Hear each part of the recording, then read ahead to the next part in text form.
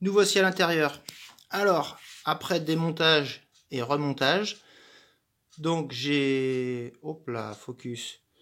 J'ai repris les diagrammes avant de modifier. Donc j'ai repris les diagrammes tels qu'ils étaient là. Et la fois d'avant, j'avais relevé 112, 172, et je devais être un peu optimiste parce que là j'ai relevé 110, 170.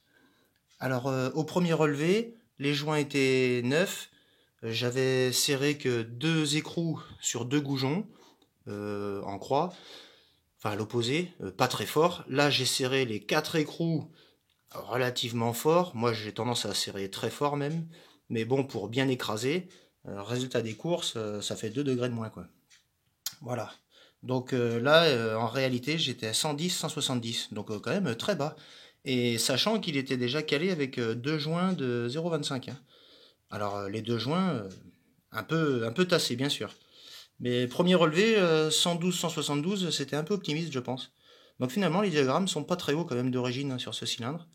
Et là, alors que je pensais être à 172, et donc rajouter une cale de 0,5 pour, comme la fois précédente, avoir une cale de 1 mm au total, et arriver à ce que j'avais relevé, c'est-à-dire 118, 178, eh ben c'est pareil, ça devait être un peu optimiste, même carrément, parce que là, j'ai mis une cale de 0,5, et je voulais rajouter un... J'ai laissé les 2 joints de 0,25, hein, qui sont restés collés sur le carter, donc j'ai pas touché. Et comme c'était plus bas que prévu, je me suis dit je vais mettre plus que 0,5. Donc j'ai mis la cale de 0,5 et j'ai trouvé un joint Doppler de 0,5. Donc en vérité, j'ai rajouté 1 mm avant l'écrasement du joint de 0,5, bien sûr. Donc ça fera peut-être que 0,9 ou on verra. Mais du coup, au total, ça fait 1,5 avant écrasement. On s'entend bien. Et du coup, ça fait 120, 176. Donc quand j'avais relevé 118, 178 avec 1 mm de cale, c'était drôlement optimiste, hein. J'avais pas dû bien écraser les joints parce que là. Bon, enfin voilà. Donc là, j'ai bien serré. Résultat des courses, ça fait ça. Et donc, j'ai pas touché au taux de compression. Enfin, j'ai pas voulu le recomprimer. Je veux le laisser comme ça. L'autre fois, j'avais à 118, 178 là, donc mon relevé du premier montage en fait, hein, de ce moteur.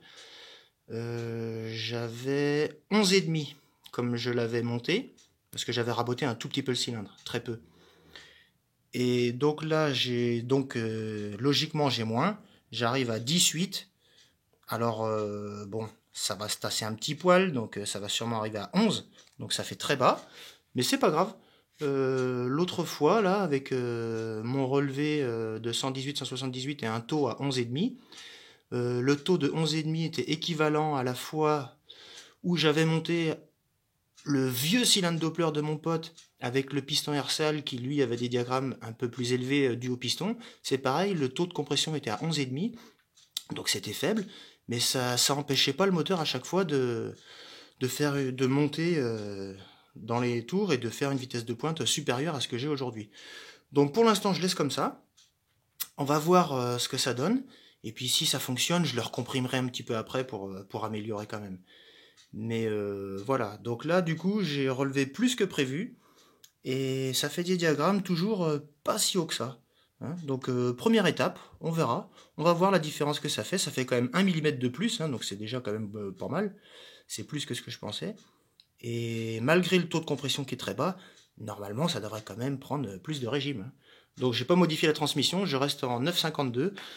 Donc là j'ai fait 92-94 avec 10 000, 10 200 tours. On va voir si là il arrive à prendre 200, 500 ou plus que ça de tours. On verra. Affaire à suivre. Donc je remonte le moteur et puis prochaine vidéo, des essais, hein, voilà, pour voir le résultat de ce que ça donne. Allez, à la prochaine fois pour la suite. Très vite, j'espère, si le temps le permet. À bientôt. Ciao.